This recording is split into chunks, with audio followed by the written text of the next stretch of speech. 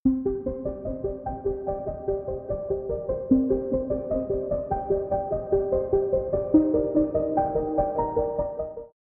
Umum PSI Kaisang Pangarep mengendus adanya upaya adu domba antara Presiden ke-7 Jokowi dengan Presiden Prabowo Subianto. Pernyataan itu disampaikan Kaisang saat merespon maraknya konten di media sosial yang dinilai berusaha membenturkan Jokowi dan Prabowo. Kaisang menegaskan bahwa narasi yang dibuat konten-konten tersebut merupakan hoaks dan menyesatkan. Menurut Kaisang, narasi tersebut dibuat untuk mengadu domba dan memecah belah pemimpin bangsa dengan masyarakat. Putra bungsu Jokowi itu menegaskan bahwa PSI konsisten mendukung penuh Prabowo. Ia kemudian mengingatkan dukungan tersebut sudah diputuskan sejak Kongres PSI 2025 beberapa bulan lalu. Kaisang juga mengatakan bahwa partainya siap mengawal program pemerintah, khususnya yang pro rakyat dan pemberantasan korupsi. Adapun sebelumnya, beredar sejumlah konten yang mencoba membenturkan Jokowi, Prabowo hingga Gibran. Salah satu konten yang beredar bahkan menarasikan bahwa Jokowi menggalang aksi-aksi unjuk rasa yang terjadi di sejumlah daerah dalam beberapa hari terakhir. Meski begitu, tuduhan itu telah dibantah oleh Kaisang yang menyebutkan bahwa informasi tersebut hoaks dan menyesatkan.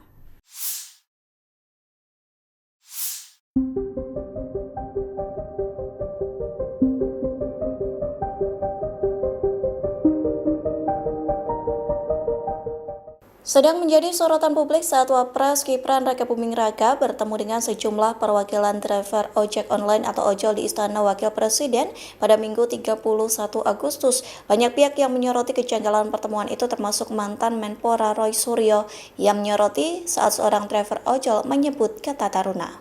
Hal itu disampaikan Roy Suryo melalui channel YouTube Refli Harun Official yang tayang pada Senin 1 September. Roy menemukan sesuatu yang menarik dari pernyataan yang disampaikan salah satu perwakilan ojol. Perwakilan ojol itu menyebutkan kata taruna sebagai pengganti dari rekan-rekan ojolnya. Kemudian Roy Suryo menyoroti saat pejabat negara yang bersangkutan akan menyampaikan pernyataan setelah melakukan pertemuan resmi. Namun setelah pertemuan dengan driver ojol, Gibran justru tidak memberikan pernyataan ke publik. Sebaliknya, Roy Suryo menyoroti saat pihak yang mengaku driver ojol justru muncul dan memberikan pernyataan dari hasil pertemuan tersebut. Di satu sisi, driver ojol Arif dan Rizka Amelia memastikan bahwa mereka benar-benar driver ojol. Hal itu disampaikan keduanya seusai netizen menyoroti penampilan hingga sepatu mahal yang digunakan saat bertemu Gibran. Rizka mengatakan dirinya sudah menjadi driver ojol sejak 2016 lalu. Saat diundang Gibran, ia baru saja membuka aplikasinya untuk mendapatkan penumpang. Bapak Presiden Prabowo Subianto bertolak menuju ke Beijing, China untuk memenuhi undangan dari Presiden Xi Jinping yang sesungguhnya undangan tersebut mengharapkan kehadiran Bapak Presiden Prabowo dari tanggal 31. Namun karena adanya dinamika di dalam negeri, maka kemudian Bapak Presiden Prabowo memutuskan untuk menunda keberangkatan. Dan dalam beberapa hari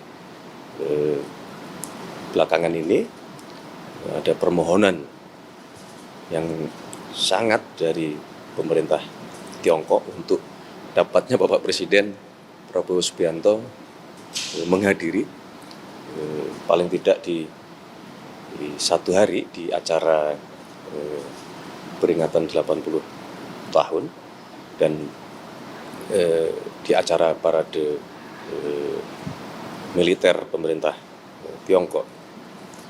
Namun demikian Bapak Presiden di dalam mengambil keputusan tentu saja tetap mempertimbangkan segala sesuatu yang berkenaan dengan dinamika beberapa hari di tanah air, yang beliau menyampaikan ucapan terima kasih kepada seluruh masyarakat Indonesia, kepada seluruh jajaran aparat, baik aparat kepolisian maupun aparat TNI, kepada seluruh jajaran pemerintahan, baik tingkat pusat, kemudian kepala daerah, gubernur, bupati yang dengan cepat dapat saling bekerjasama menciptakan rasa persatuan, rasa kerukunan, rasa perdamaian di antara sesama anak bangsa, sehingga dinamika yang terjadi beberapa hari belakangan ini dapat segera pulih dengan secepat-cepatnya.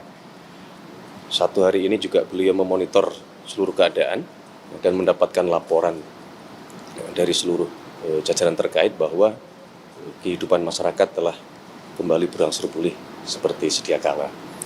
Oleh karena itulah, demi menjaga hubungan baik dengan pemerintah Tiongkok, Bapak Presiden memutuskan untuk beliau berangkat malam ini, dan keesokan malam beliau sudah akan kembali ke tanah air.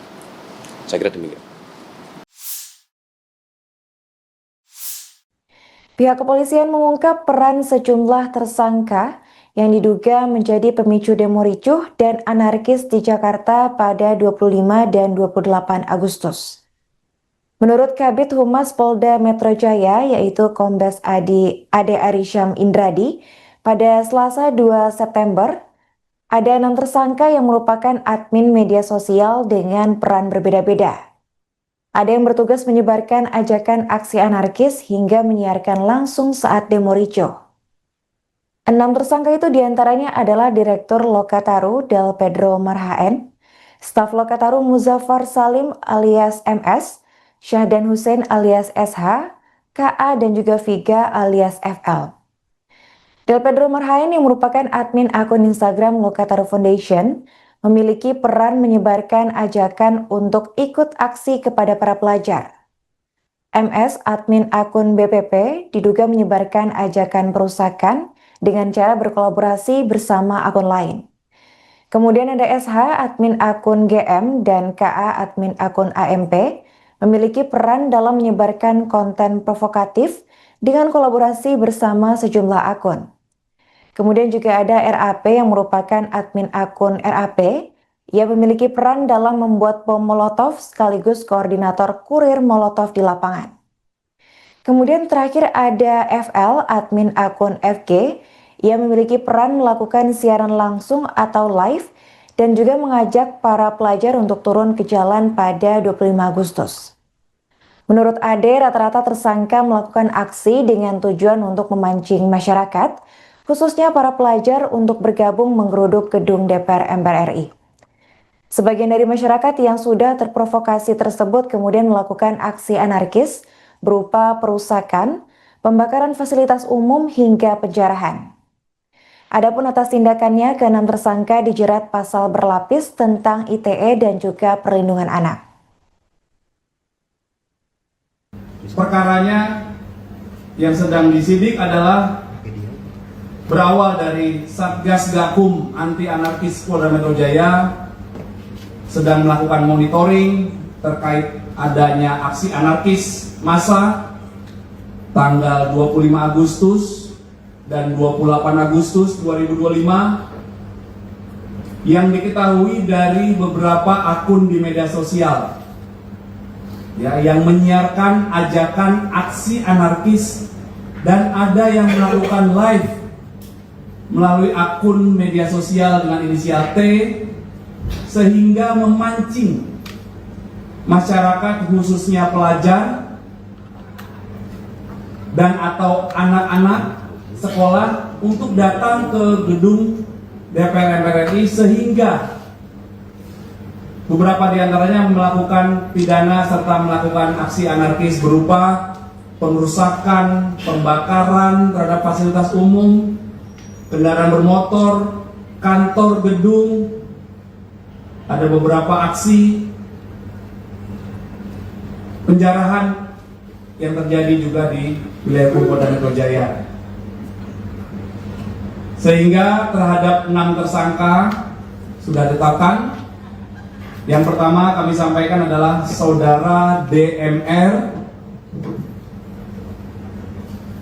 adalah admin akun IG, IG ini inisial ya, admin akun IG, nama akunnya adalah LF. Peran tersangka DMR adalah melakukan collab ya, melakukan kolaborasi dengan akun-akun IG lainnya untuk menyebarkan ajakan agar pelajar jangan takut untuk aksi kita lawan bareng. Kemudian tersangka yang kedua adalah tersangka saudara MS yang merupakan akun medsos IG, nama akunnya @bpp. Peran MS adalah juga melakukan collab dengan beberapa akun IG lainnya untuk menyebarkan ajakan pengerusakan, ya, @bpp.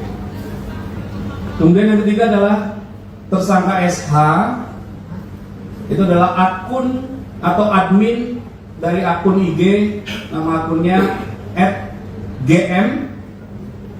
Perannya adalah juga melakukan collab akun IG untuk menyebarkan ajakan pengerusakan.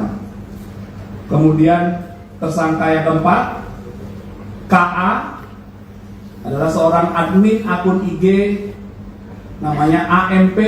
Perannya juga melakukan collab akun IG untuk menyebarkan ajakan pengerusakan. Nanti dalam tahapan kedua penyampaian malam ini, penyidik akan menjelaskan secara rinci flyer-flyer yang ditemukan dari tahap awal penyelidikan. Nanti akan kami jelaskan lebih lanjut oleh penyidik, rekan-rekan, ya. Kemudian tersangka yang kelima adalah RAP. RAP adalah admin akun IG @RAP. Perannya adalah tutorial pembuatan bom molotov dan juga melakukan atau berperan sebagai koordinator kurir-kurir bom molotov di lapangan dari akun IG-nya tersebut. Kemudian yang keenam adalah saudari FL, adalah admin akun medsos dengan inisial T, nama akunnya FG. Perannya adalah menyiarkan langsung atau live dan mengajak. Jadi live mengajak, ya, pelajar untuk turun pada tanggal 25 Agustus 2025. Pelajar sebagian adalah anak, ya, seperti kami sampaikan di atas tadi bahwa anak ini berada dalam atau dilibatkan, diajak berada dalam peristiwa yang mengandung unsur kekerasan. Polda Metro Jaya telah merilis 6 tersangka yang diduga memiliki peran penting di balik demo ricuh di Jakarta pada 25 dan 28 Agustus 2025. Salah satu di antara 6 tersangka tersebut adalah Raihan alias RAP. Raihan diciduk oleh Ditreskrimum Polda Metro Jaya di kawasan Palmerah, Jakarta Barat pada Senin 1 September. Menurut Kabid Humas Polda Metro Jaya pada Selasa 2 September, Raihan ini berperan menghasut massa dan mengunggah konten tutorial membuat bom molotov di akun Instagram pribadinya. Raihan juga turut menyebarkan tutorial tersebut ke dalam grup WhatsApp. Di kelompoknya sendiri, Raihan dijuluki sebagai profesor karena dicap pandai dalam membuat bom molotov. Selain itu, Raihan juga berperan sebagai koordinator atau kurir yang menentukan tempat-tempat menyembunyikan bom yang kemudian diambil oleh massa. Selain Raihan, ada 5 orang tersangka lainnya yang ditetapkan sebagai tersangka penghasut demo ricuh. Mereka adalah Direktur Lokataru Del Pedro Marhaen, Staf Lokataru Muzaffar Salim alias MS, Syahdan Hussein alias SH, KA, dan juga Viga alias FL. Adapun atas tindakannya, ke-6 tersangka dikenakan pasal berlapis tentang ITE dan juga perlindungan anak. Molotov itu di-share.